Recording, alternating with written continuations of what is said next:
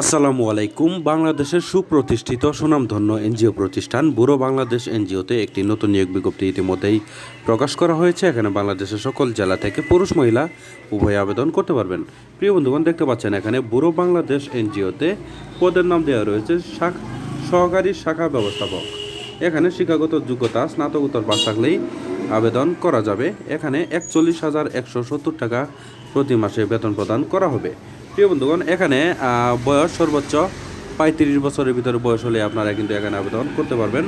প্রিয় বন্ধুগণ, এখানে আপনারা দেখতে পাচ্ছেন এখানে আপনারা সুন্দরভাবে বিডি জবসের মাধ্যমে অনলাইনের মাধ্যমে কিন্তু আবেদন করতে পারেন। ঠিক আছে, প্রিয় বন্ধুগণ, দেখতে পাচ্ছেন এখানে আবেদনটি শেষ হবে 15 ফেব্রুয়ারি 2025 সালে কিন্তু এই আবেদনটি শেষ হয়ে যাবে। এর আগে কিন্তু আপনারা এই আবেদনটি বিডি জবস অনলাইনের মাধ্যমে আবেদনটি করে নেবেন। প্রিয় বন্ধুগণ, দেখতে পাচ্ছেন এখানে এই যে লিঙ্ক দেওয়া রয়েছে, আবেদন করার লিঙ্ক দেওয়া রয়েছে। এই লিঙ্কের মাধ্যমে আপনারা অনলাইনের মাধ্যমে কিন্তু এই আবেদনটি ইনশাআল্লাহ করে নিতে পারেন। প্রিয় বন্ধুগণ, এছাড়াও এখানে বিভিন্ন বোনাস যেমন প্রভিডেন্ট ফান্ড, গ্র্যাচুইটি, ইন্স্যুরেন্স এমনকি যাবতীয় সুযোগ সুবিধা কিন্তু আপনারা এখানে ইনশাআল্লাহ পেয়ে যাবেন।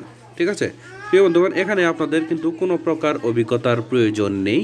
সম্পূর্ণ বিনা অভিজ্ঞতায় কিন্তু আপনারা এই ব্যুরো বাংলাদেশ এনজিওতে ইনশাআল্লাহ আবেদন করতে পারেন।